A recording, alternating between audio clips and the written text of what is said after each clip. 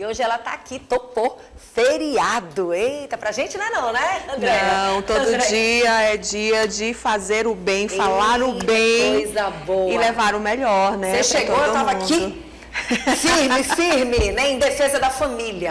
Ela tá hoje aqui com a gente, a nossa querida neuroeducadora, professora Andréia Kiss, que vai explicar pra gente como a gente pode ajudar os nossos filhos e até mesmo a todos nós, a sociedade, né? Essa é a verdade. Com o uso excessivo de telas, que de uma certa forma piora a saúde mental. Isso já está declarado por vários profissionais, neurologistas, psiquiatras, psicólogos. Ninguém está falando nada que não seja real, tá? Piora a saúde mental e os impactos nas relações familiares têm sido gigantes. Nunca se falou tanto, Andréia, de família, de união, nunca se falou tanto de essa participação, esse feedback. Parece que está faltando no dia a dia porque as pessoas estão deixando de estar juntas para estar ligadas ao virtual. Como se o virtual resolvesse tuas contas, como se o virtual resolvesse teus problemas, como se o virtual resolvesse tua relação com pai, mãe e família, como se você estivesse recebendo dessas telas tudo de melhor para na hora pagar tuas contas, para na hora te dar aquele abraço que você tanto precisa. A gente precisa ir firme nessa questão, porque já que hoje é feriado e você está assistindo o nosso programa, a gente não pode deixar de aproveitar esse momento e dizer para a família que a família tem que se cuidar. Não é verdade, Andréia? É verdade. Todos nós, né, temos essa missão enquanto adultos, né, e condutores das nossas crianças e nossos adolescentes e também do nosso próprio gerenciamento, porque o uso das telas e de todos os dispositivos digitais, né, que nós entendemos e resumimos como as novas tecnologias, né, porque tecnologia a gente sempre ao longo da vida, né, construímos tecnologia, exemplo da roda, né, quando descobrimos o fogo e aí fomos elaborando o pensamento em cima de recursos que nos ajudam a crescer enquanto sociedade. Assim é a tecnologia. O pensamento inovador, o pensamento criativo, ele pressupõe observação do mundo que nos cerca. Ele pressupõe interação entre os nossos pares e tudo que está ao nosso redor, tem relação com o nosso comportamento. Se nós não conseguimos mais interagir e se nós não conseguimos mais observar o mundo ao nosso redor, o nosso potencial criativo, ele vai sofrer um déficit. E sem esse potencial criativo, como iremos inovar? Então, o que está acontecendo hoje, em larga escala, é que nós estamos precisando aprender a gerenciar as tecnologias, né, os dispositivos digitais que nós temos no nosso cotidiano. E aí, quando a gente vem para a primeira infância, a gente sente esse impacto de maneira até agressiva, no sentido de que nós estamos perdendo para a tecnologia em momentos cruciais de presença. Porque quando nós nascemos, nós temos o adulto mais próximo como nossa principal referência, que é a mãe, o pai, a pessoa que convive com a criança em casa. Então a criança ela vai construindo relações de apego seguro em casa, e aí ela vai passando por desafios, que é se relacionar em outros ambientes, na igreja, na escola, em parquinhos, ou seja, a vida em sociedade vai começando a chegar. E se eu não observo o mundo ao meu redor e as pessoas que me são referência, como eu vou construir identidade? Né? Como eu vou me perceber no mundo e tecer essas relações que eu preciso tecer no mundo para crescer? Né? Andréia, você tocou num assunto que eu acho que vai mexer na cabeça de muitos pais e que de uma certa forma a gente já tratou de assuntos parecidos aqui, mas parece que sempre que a gente vem para uma nova conversa tem sempre algo novo chegando e parece que tem sempre algo bem informativo nas nossas mentes para nos ajudar. Então hoje, já que é feriado, tem muita gente em casa, nós vamos cortar o barato. Nós vamos cortar o barato nesse bate-papo. Eu sei que você que está assistindo o nosso programa agora, mamãe, desliga a televisão, que a conversa da tia Vanusa não tá boa, não. Mas não é pra tá boa pra você mesmo, não. E nem é pra tá boa pra tua mamãe e pro teu papai, não. Sabe por quê? Quando chega um feriado como esse, quinta-feira, primeira coisa que acontece, a mamãe vai para as redes sociais, o papai vai para as redes sociais e o filhão também vai para as redes sociais e pro videogame. E aí, nessa hora, fica todo mundo, menino fica aí, papai fica aí, eu fico aqui, casa bagunçada, não tem comida, vai almoçar lá para 3 horas da tarde, a casa fica totalmente daquele jeito, ninguém faz nada, a preguiça chega, o desconforto chega e isso é algo que vira vício. Quando você menos espera, tá todo mundo não fazendo nada. A gente precisa falar sobre a realidade dos fatos. Um dia como hoje, por exemplo, é feriado. Feriado para muita gente ficar em casa grudado na vida dos outros. Porque na verdade você não está nem cuidando da tua vida. Você está cuidando da vida dos outros. Você está enriquecendo os outros. A gente tem que falar dessa realidade. Você está ficando pobre para os outros ficarem ricos. Ou vice-versa. A gente precisa chamar a atenção da população relacionada a esse assunto. Não podemos culpar as nossas crianças, mas podemos cobrar dos pais. Por exemplo, o que eu percebi essa semana e que de uma certa forma me chamou bastante atenção? Um comportamento de um jovem, juntamente com uma mãe, ao qual vamos para tal lugar. Não, agora não, mãe, que eu tô aqui terminando minha jogada, tal, não sei o que, não sei o que. Não, mas vamos fazer tal coisa, daqui a pouco. Não, mas... E eu observando aquilo e cheguei à conclusão do seguinte: totalmente grudado, vidrada naquela situação e a mãe, então tá, você fica aí e eu vou. Quando isso acontece, automaticamente você está fazendo algo muito errado. Porque às vezes frustrar se faz necessário, não é verdade? Andréia, fala sobre isso, porque isso é muito sério. É quando uma criança não quer correr, quando uma criança não quer brincar, quando uma criança não quer dar atenção para outras situações que você acabou de falar. Estar com o pai, estar com a mãe, almoçar na hora certa, tomar o café na hora certa, sair para ajudar, por exemplo, vamos para o supermercado, vamos buscar as compras que estão no carro. Além de tudo, quando a gente fala da saúde mental, esquecimento, não me lembrei, me desculpa, não observei. A senhora falou do que mesmo? O senhor falou do que mesmo? Vamos falar sobre isso? Hoje nós, como eu falei, iniciei dizendo que nós todos estamos aprendendo, as famílias estão aprendendo. Porque essa geração de pais agora é uma geração que já vem do uso da tecnologia também. Então, é uma geração que não viu um grande prejuízo, por exemplo, em dar um tablet para a criança ainda muito bebê, em trazer benefícios, relacionados às tecnologias para proporcionar o brincar. Só que isso, de fato, nos rouba algo essencial, presença. O nosso estado de presença, ele tem mudado muito. Ele muda muito no sentido de que hoje todos nós estamos muito ocupados e, ao mesmo tempo, estamos precisando reelaborar e reconfigurar esses nossos modelos de relações. Hoje nós temos muitos estudos, nós temos muito acesso às informações e, ao mesmo tempo, não sabemos gerenciar isso em benefício de mudança de comportamento.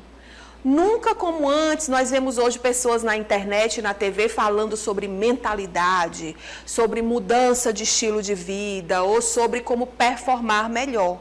Só que na outra ponta, nós não estamos de fato sabendo como fazer isso e quando é o momento certo de começar a fazer. E nem tudo também é sobre alta performance.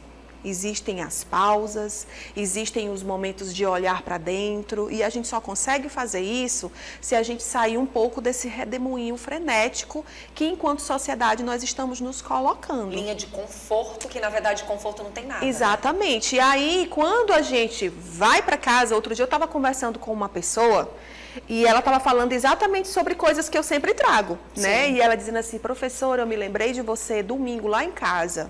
O que foi? Sou muito curiosa, eu gosto muito de conversar com gente.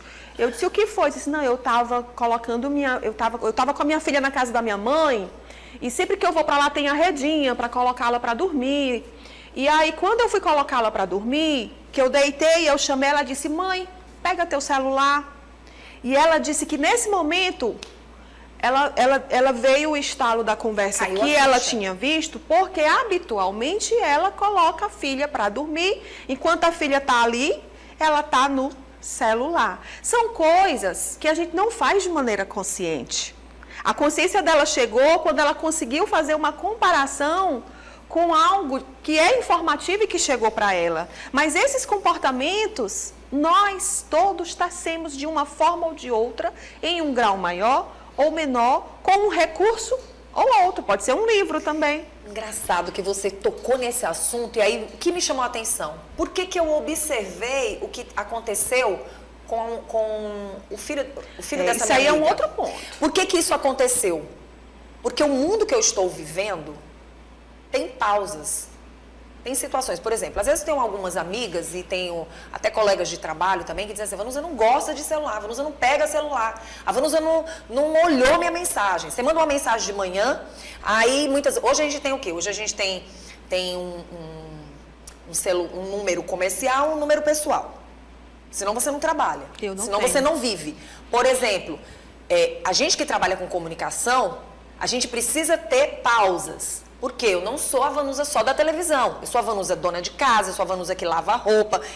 Gente, eu sou a Vanusa que pega a roupa do varal, eu sou a Vanusa que leva lixo. Eu sou a Vanusa que dou de comer para os meus filhos, que vou buscar meus filhos na escola. Eu sou a Vanusa que me canso, sou a Vanusa que quero deitar. Eu sou a Vanusa que trabalha na comunicação e eu sou a Vanusa que também não quer fazer nada. Não quer olhar celular, não quer... Enfim, o que eu sinto falta? As pessoas não querem mais ligar para você. Hoje, por causa desse mundo das redes sociais, a gente tem um momento silencioso do celular. Quando você lembra, dependendo da situação, o silencioso vai até de noite, você não atende mais ninguém. Essa é a verdade. Isso acontece muito. E aí vem as frustrações, sabe, Andréia? As intrigas. Ah, fulana não liga, não atende celular, não dá atenção. Você liga uma vez, você manda uma mensagem, dali você passa o seu dia inteiro fazendo 1000 coisas. Você, não, eu falei com a Vanusa, eu mandei mensagem, mas ela não me atende, ela não liga, ela não se importa. Isso está criando intrigas, está criando um mundo de responsabilidades, como se você só vivesse no mundo do celular. Por que eu estou falando tudo isso, sabe, Andréia? Porque o que eu percebi nessa minha amiga? Ela também é muito no celular. Ela trabalha no celular. Ela vê as coisas no celular. O mundo dela é do celular. Então, para ela, o filho ficar no celular, a filha ficar no celular, e ela também, ela não observa que no mundo dela não tem pausa, que no mundo dela não tem... E eu consegui observar. Eu consegui observar porque parece que minha mente não está alienada a esse mundo da tecnologia. E que revolta tantas pessoas eu não estar alienada no mundo da tecnologia. E aí eu te pergunto, como a gente pode ajudar essa mulher, esse pai, que também estão alienados ao mundo da tecnologia e que não vão conseguir dar pausa para o filho? Quando vierem enxergar, o menino já completou 12, 13, 14, 15 anos. Quando a gente fala de responsáveis, né, a gente traz a informação. Sim. Né? Por exemplo, esse caso que eu citei foi de uma tomada de consciência. É porque todo comportamento pressupõe tomada de consciência e motivação. Então, qual a motivação dessa família e tomada de consciência dessa família? É olhar exatamente para o uso excessivo e pensar assim, aqui tem um excesso, eu preciso fazer de forma diferente. Qual seria a forma diferente? Quem está no excesso não vê. Quem está no excesso não vê. Mas, e ao mesmo tempo, a gente precisa da tomada de consciência de quem está no excesso. Então, enquanto família, o que nós podemos fazer com as nossas crianças e nossos adolescentes, além de promover o estado de presença? E quando eu falo promover o estado de presença, é de dialogar, é de conduzir. As crianças, quando elas nascem, elas vão desenvolver as funções executivas que têm relação com a atenção, concentração, tomadas de decisão. A gente aprende isso com os adultos, sim, quando a gente é criança. Sim, não, agora não pode. A gente aprende com os adultos. Então, as regras, os combinados, eles precisam de clareza e eles precisam de eficácia. Não adianta só falar, vai acontecer tal coisa. O combinado, ele tem que ter uma clareza de tal forma que quando você vai cumprir, você não precisa dizer que você está cumprindo um combinado. Porque à medida que essa relação é clara, quem sofre alguma punição, porque quando você sofre algo que lhe frustra, você se sente punido, né? Vai entender que é por conta do combinado, que houve ali uma quebra de combinado. Principalmente quando a gente fala de criança e de adolescente. É nossa obrigação. Nós temos a obrigação de conduzir as nossas crianças e os nossos adolescentes. É nossa obrigação.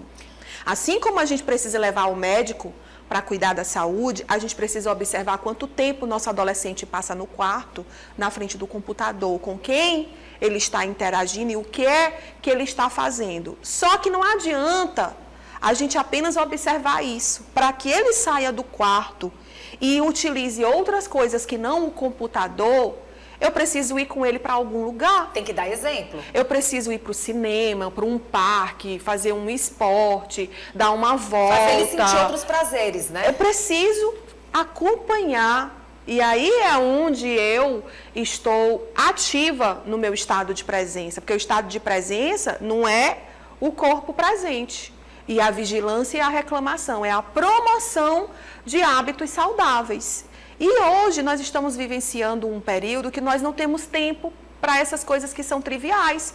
Como é que a gente aprende a comer, se não é comendo na mesa? Como é que a gente aprende regras sociais, se não é se expondo à interação social? Então, com o uso excessivo da tela hoje, nós temos crianças que nem olham mais para a gente para dar oi, tudo bom, bom dia, boa tarde. Antes, era uma obrigação nossa. Estamos criando cidadãos mal educados. E, ao mesmo tempo, a gente está com medo de frustrar as nossas crianças. Por quê? Porque quando a gente tem muitos estudos relacionados a determinadas áreas, a gente comete ali uns equívocos ou outro no entendimento. Por exemplo, hoje nós temos muito forte a disciplina positiva sendo discutida e sendo validada, o que eu acho muito importante, porque antes a gente não estava nem aí para o que era infância e o que deixava de ser infância. A criança, ela só passava a ser um indivíduo à medida que, antes, quando não tinha vacina, à medida que ela fosse vivendo e ficando, como diz o povo, com couro mais grosso, não, esse daí vai viver. Porque as crianças morriam, as crianças morriam muito cedo, então não existia tanto apego. Né? Era muito comum que as crianças morressem cedo de várias doenças relacionadas à falta de saneamento da época, à falta de higiene da época, à falta de imunidade para vírus que surgiram há épocas passadas. Então, à medida que eu estou validando a infância, eu estou olhando para esse ser e estou pensando em melhores estratégias para conversar com meu filho. Preciso gritar com meu filho? Não. Preciso bater no meu filho? Não, mas eu preciso ser firme em muitas situações, principalmente nas regras, nos combinados. Afinal de contas, a criança precisa de referência. Aí tá lá, a criança chega numa sala, num lugar, começa a correr, mexer em tudo, tá contente porque tá livre fazendo tudo, mas está sendo inadequada. E aí eu vou ficar sorrindo e dizendo, nossa, é porque ele é muito feliz, ele está muito isso. Enquanto isso ele pega, ele puxa, ele bate, ele solta, ele quebra. E a gente está com medo de ir lá e falar, olha, não pode quebrar. Esse brinquedo aqui, você só vai brincar aqui, nessa hora. Nós viemos de regras. Nós tivemos regras. Eu sou de uma época que mamãe fez eu chorar, papai fez eu chorar, e eu logo em seguida dizia, eu te amo. O choro. Porque é aquela história, esse negócio de você não querer fazer um filho se sentir desconfortável diante de determinadas situações, isso é preocupante, porque assim, como você vai disciplinar só dizendo sim? Mas é o desconforto que te forja. Pois é, você vai dizer só sim, sim, sim, É sim, a frustração que te ensina a lição. Verdade. Entende? É o desconforto que faz você sair do lugar que você está. Verdade. Todos nós, eu estou desconfortável. O futuro vai agradecer. Entende? Então, assim, hoje nós temos uma vantagem. Eu não preciso fazer tanto o meu filho chorar com determinadas punições que não cabem mais hoje. Entende? Por quê? Porque hoje eu tenho reflexões a respeito de melhores estratégias e manejo para olhar para o meu infante e acessar o mundo dele e ajudá-lo a se desenvolver de maneira positiva, mas isso não quer dizer de maneira permissiva. Você sabe, Andréia, que está ficando muito difícil o mundo que nós estamos vivendo diante da sociedade e da família. Porque, assim, hoje não existe regras em alguns lugares, né? Não existe regra em alguns lugares. E o que é importante a gente chamar a atenção da sociedade? Você precisa estar preparado, sim, para chorar, para sorrir, para se chatear, para se magoar, para cair, como diz meu amigo Ed, e se levantar. E os olhos de quem está ao redor parar de o tempo todo negativar. Sei. Porque às vezes você faz uma coisa com a tua família, com teu filho, e você quer que todo mundo seja robô. E todo mundo viva a mesma coisa. E não vai viver. Pode ser chamado de alerta, de atenção, é o seguinte: em algum momento da tua vida tu vai chorar. Ou com tua mãe, tirando algo de você, que é pro teu bem, porque é um amor incondicional, ou alguém no futuro tirando algo de você e fazendo você chorar para te prejudicar, para te colocar numa situação de vergonha, para te colocar numa situação, talvez, de anulação do teu estado mental, psicológico, da tua saúde mental, onde você vai estar ansioso, depressivo, chateado e não sabendo lidar com situações adversas. Porque quem te ama incondicionalmente vai te colocar para cima, mesmo que doa. E nem sempre o chorar agora é ruim, porque eu sou muito grata aos meus pais.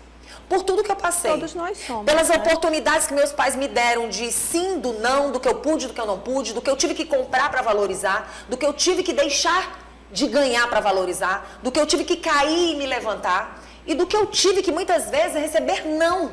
E muitas lágrimas. E quantas vezes, mamãe é chata. Olha, quando você Quantas vai... vezes isso acontece? Mas eu amo, porque naquele momento era uma cabeça.